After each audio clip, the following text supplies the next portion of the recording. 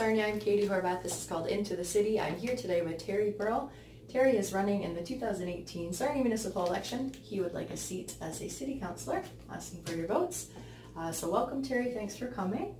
And just for the viewers, we can start with telling us a little bit about you. Well, I don't think I'm new to a lot of people. I've been in the city for quite a number of years, and I've been on council actually for 20 years at various times. And first elected in 1989. And I have an office on Christina Street. I'm a chartered accountant. And I have my wife Joanne. We have 4 adult children, and we now have 2 grandchildren. And in my work as a chartered accountant, I get to play with numbers a lot. So I think when I'm on city council, I think I'm probably known best for the fact that I've been able to, I think, help in reducing budgets over the years, and keeping an eye on the dollars. Right, okay, fair enough. So you mentioned you've been on council before, spent a lot of time doing that. Why did you decide to run again for this term? Well, you know, after it does get into the blood, so every time the election comes, you kind of figure. And I think I have a lot to offer. As I say, with my financial background, the fact that I've been in the community for a number of years, I do a lot with local small businesses and do a lot of personal tax returns, so I get to know people on an intimate basis that way. And with my family living here, and I just am really interested in trying to make Sarnia a great place to live. All right, great. So for the people who don't know who you are, now I know you've got experience in politics. You mentioned you're a chartered accountant. So outside of the political realm, just to get to know you about your personality, what do you like to do on your downtime and for fun? Well, lots of things, but I have worn my shirt that says Friends of the St. Clair River, and that's one of the organizations that I'm with. And what we try to do is improve the quality of the St. Clair River, and I've been involved with them for quite a number of years. And sort of indirectly as part of another organization called the, it has a very long name, Binational Public Advisory Committee for the St. Clair River Remedial Action Plan. Okay. And what that means is that there is an international organization called the IJC, International Joint Commission, that looks after the Great Lakes region. And there is a treaty between Canada and the United States, and they've been together for this organization's been going for many years. And a number of years ago, back in the 80s, they did a giant study and figured out there were 46 different specific areas in the Great Lakes region that needed improvements. And the St. Clair River is one of those areas. And there has been determined that there were certain qualities of the water that needed to be improved, certain standards that needed to be improved, and we are working towards improving those. We're making very good progress. So even on your downtime, you're still serving others in your community? Well, I like to think so, yes. Yeah, all right. So that's kind of it for the getting to know you section. Now I'd like to move into your reflections on the current council for the 2014 to 2018 term. So just a very general question to start that. What are your thoughts overall about the current council and how this term has gone? Well, any term of council has its own pluses and minuses. This council has had a very difficult time, I think, having to deal with issues that nobody signed on for, having to deal with the personnel issues that have happened. I don't think anybody knew they were getting into that when they ran last time. It's created some very negative waves throughout the community, but people have done what their duties required them to do. This council, that particular council, brought in the bylaw that had to do with the regulation of interactions between elected members and the staff, and they all voted for that. And there was a process that was to go through if someone reached those, and that happened. But it's all based on provincial legislation that actually anything to do with the municipality. It has to do with provincial legislation primarily. But the difficulty with this one is that, I think, is that even though if there were breaches of the bylaws caused by this interaction of people, to me the real nasty part ended up that it got thrown back to council to set out to try and determine what the punishment should be, which to me is unfortunate. It should have gone to a court of some kind, so that if a punishment was going to be issued for a breach of the bylaws, then it should have been determined by the court and not by with the punishment shouldn't have been thrown back on councillors, because they didn't want to get involved in that kind of stuff. But they didn't do their duty, so they have to protect the employee is a requirement, and so they had to deal with this nastiness. So you had mentioned some of it has caused sort of negative waves in the community. So what are some ways that we could kind of restore that more positive feel between the people and their elected? That's a difficult one. I think, as I say, because it isn't something that people says, oh, I want to get on council so that I can do that kind of thing. They are, everybody gets on council trying to put the community forward.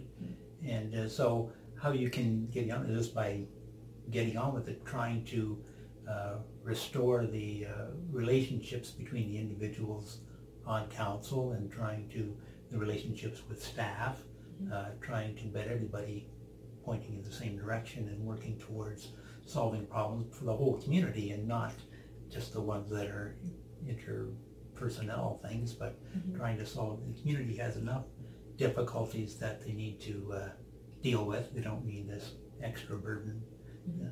Okay. So a lot of public input. For certain projects, there's a lot of public input. Other projects, there's not so much public input. What are your thoughts on that process, and are you currently satisfied with the engagement that the public has with their local government? Oh, I think so. Like having been on council for many years, there's each council meeting, there's probably at least 50 different votable items, and 95 or more % of those are just basically routine kind of things that need to get done, even the budgeting and things like that. It's up to the councillors to educate themselves on all of those things, and there's no real way that individuals within the community can have the access to the same resources or have the time to put into it, because the council members have access to it and are given reports developed by staff or by other organizations, and so there's a lot of homework involved in making these decisions. So it certainly does allow, the process does allow people to come and contact either directly with the municipal members, or they can actually even come to council meetings and make presentations. And I think it works fairly well, because there's always one or two issues that people get hot about, but as I say, 95 or more % are just things that need to be done, and kind of routine issues. Yeah. So you got to keep pushing the pile forward to try to get things accomplished. So speaking of the about 5% of the hot button topics, there's a couple just kind of through word of mouth and just listening to members of the community. Two that come to my mind: Centennial Park and the removal of the paper ballots. So I'm just wondering if you could comment on, I guess with Centennial Park, the main negative perception of that project was it going over budget. So how could you kind of alleviate some of those concerns moving forward for projects kind of ballooning out of control? The second part was the divisive issue of removing the paper ballot, so we could touch on that one after the Centennial Park. Well, I was on council when we started the Centennial Project, park remediation. And it isn't, again, something we asked to do. It's not saying, well, let's go and fix up Centennial Park. It just happened that for some strange reason, there was all of this asbestos throughout the property, and sort of that started it. And then they found that there were a couple of other areas that people have been there playing in that feels for, well, since the centennial, 1967. So it's been there a long time, but they found these things, and then it kind of gets out of council's control in the sense that, as I mentioned earlier, all the laws are really provincial. And so the remediation of a lot of that things were based on provincial standards that had to be met. And in a way, you have to give council full marks in the sense that they kept it in local hands, because that easily could have just been taken over by the Ministry of the Environment or something like that, and they just do whatever they want to do and just send you the bill. So at least council had some participation on that project. Now, how, perhaps they did some stuff that was not necessary, but unfortunately with any budget you find that, well, if you're in for 99 cents, adding one more cent, but unfortunately those kind of things have a tendency to grow, so it is always difficult without actually being at the table and seeing what's going on to determine what was necessary and what was maybe a little bit of fluff. And I've always tried in keeping track of the dollars to make sure that things are necessary before they get voted on. So I think council probably did their best, but I honestly don't know whether they were spending beyond what they had to. But I do know they had the province floating around them demanding a lot of stuff, and it even was to the point that this asbestos thing, there was no rule book on it, there was no standards, and all that had to be developed. Well, when you're the first out of the gate, then you get to do all the research and stuff like that. So that's where a lot of, I think, the cost went. Right. Okay. And so now, how about the removal of the paper ballots? This is actually one of the things that they're putting out. I think, eventually we probably would have all went to internet voting and telephone voting as time went on, but I think it did seem to be too much of a break all at once. If they somehow could have folded it in and make it, and sort of maybe do it in a two-step process, sort of, to get people used to it. Because I know when some of the provincial, especially like the political groups, have had elected leaders and things like that, they try to go to electronic, and there were a lot of difficulties, but because quite often the people who write these programs, well, they know what they're doing, and of course I wrote the program, of course it's perfect. But maybe not the average. But when the ordinary people look at that, for example, it does simple things when they give people, they say, oh, this is your password, and it's got letters and numbers and all that together. Well, a lot of people can't tell whether, is that a 1 or is that a capital I? I don't know. And then, is that a 0 or is that an O? Is that a 5 or is that an S? So all those simple things that you would think it'd be simple, well, just don't use those. There's not that many of them. Just don't use those numbers. Yeah. So that people, but they do. And because unfortunately they don't seem to test them out to the extent that they should. So I think it should have had a two-step process where people had sort of the option. And hopefully there's always going to be a lot of support for the community to help people through this, because I know a lot of people will not be able to get into the system and do it, because a lot of people don't have computers and don't want computers, and they don't necessarily have cell phones to do all this stuff on. So hopefully there's going to be a lot of backup, and hopefully some of the schools and maybe even the college and that will come forward as sort of projects within to assist ordinary people with getting over some of these barriers. Okay, fair point. So we spoke a little bit already about the public input and a little bit about some of the more divisive topics. So just one more question about that that kind of mark, I guess, that's been on the community. So moving forward, when there is conflict that arises, be it with another colleague, with the staff, with somebody from the community, what's your approach to handling that conflict? Well, you kind of have to go with the bylaws that exist, and so unless those bylaws are amended, you kind of work with it. And those bylaws are usually or have to be drafted within the provincial legislation. So unless the province really can come forward with a better system, you know, because conflicts, you know, for example, before this bylaw was passed, there were still conflicts. Mm-hmm. But, you know, supposedly this gave a method of resolving them. Well, it did give a method of resolving them. Unfortunately, it made it much more difficult because, you know, things can't, used to kind of be kept quieter and didn't create quite as much of a stir. But certainly there were conflicts in prior councils that I've been on where there have been significant items, but it just didn't come out like this. It was because this is a much more public process that they've adopted. Interesting.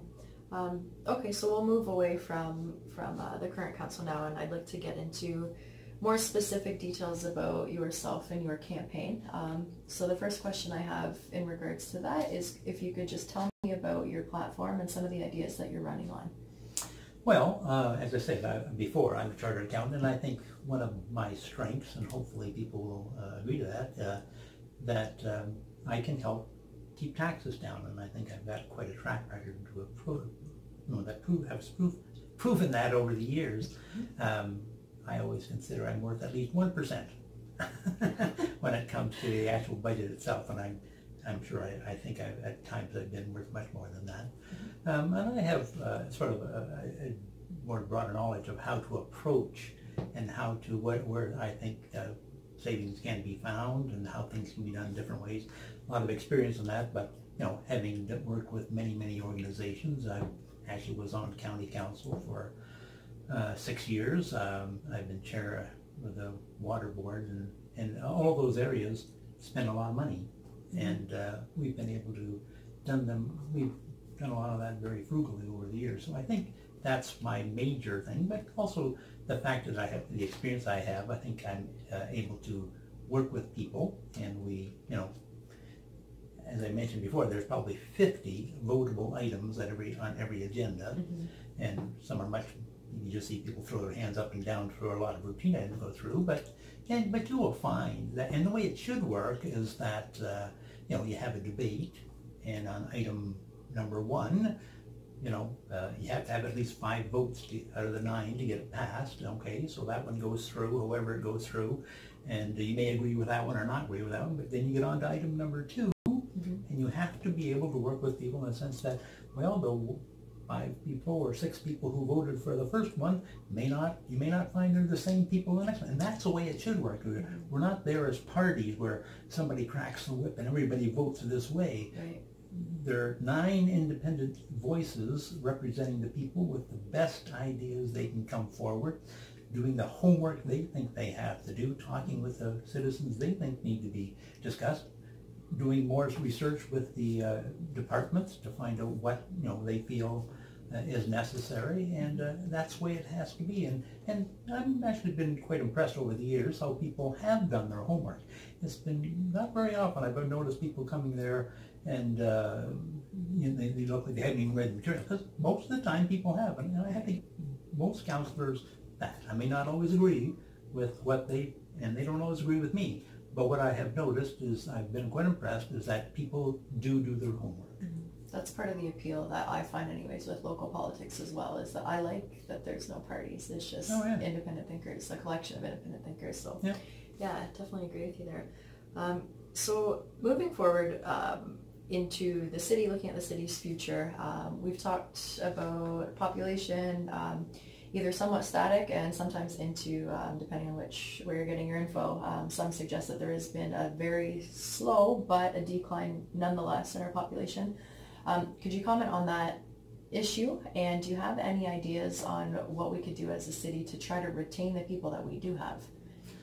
Well, you know, I don't know if we can retain people in that sense, because, you know, if I think about it, just my own family, my father did not have his family life in the same place where his father did, and I did not have it where my father raised us children, and I think I have 4 children, and only 1 of the 4 lives in the area now. So, you know, you can't really retain people that way, I don't think, but you can try to retain the overall number of people in the community by making different attractions.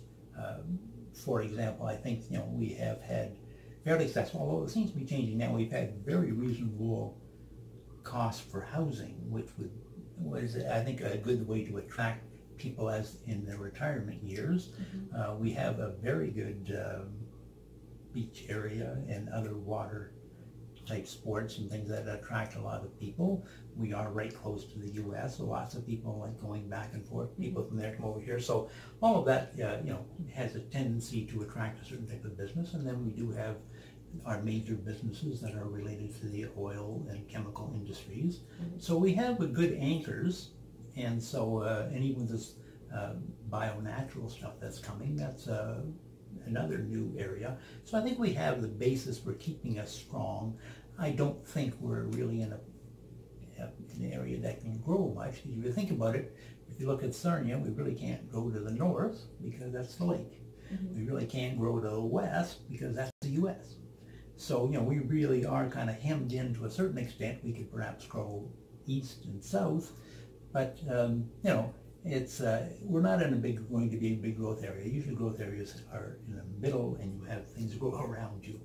And but I think our important thing is to hold our own and make sure we can work with the industries we have and keep our tourism and things like that going, and the farming community and all of that working together. Okay. Fair enough. So what do you think are the three most important issues that the people of Sarnia are facing? Well, number one to me always is keep taxes down. And I think we, over the years have done a reasonable job of that. There are, as we know, there are a lot of costs facing us, but we do seem to manage that as they come along. So that's number one issue. Second issue is keeping our industries strong as they develop. Because if you think about it, like 20 or 25 years ago, for example, Dow was the biggest employer in the area, and now it's not even here anymore. Right. So but at the same time, we have a lot of new companies that have sort of come in that we never even heard of 25 years ago, and now they're good players, but they've come here because we have the good basis. So we have a good basis for the chemical industries, for the oil related industries, and the farming goes up and down to a certain extent, but it's doing quite well. I am a bit concerned by because our biggest crop in the area is soybeans, and there currently seems to be quite a difficulty because of the fact that there's now trouble between the U.S.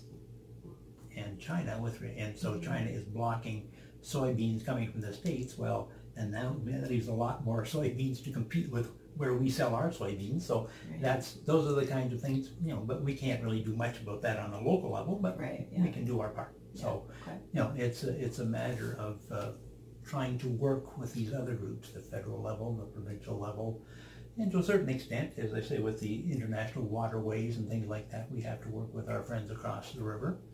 So, it's a matter of engaging with everyone and making sure that we keep things rolling as best we can and hoping to help those as best we can. Helping downtown when downtown needs it, helping farmers when farmers need it, and helping other industries when we need it as well. Okay. So last question I've got for you. This is record numbers of turnout for candidates. Why should I vote for you? Well, the fact that I have proven myself in the past, I think, is one good reason. I think the financial edge that I have is helpful. I am engaged with the community because I'm involved. I'm very much involved in the environment through the trying to improve the river. I've got that as sort of a proven track record as well.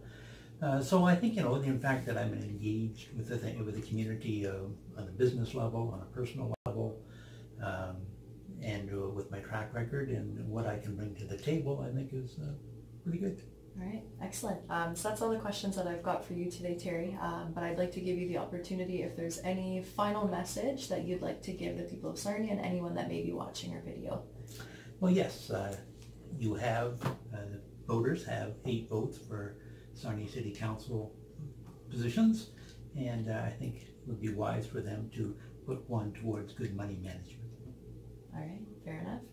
Thanks very much, Terry, for talking to me today. Okay, well, thanks for inviting me. Thank you. And thanks for watching. Again, this is Terry Burrell. He's running for a position for Sarnia City Council in the 2018 municipal election. Thanks for watching.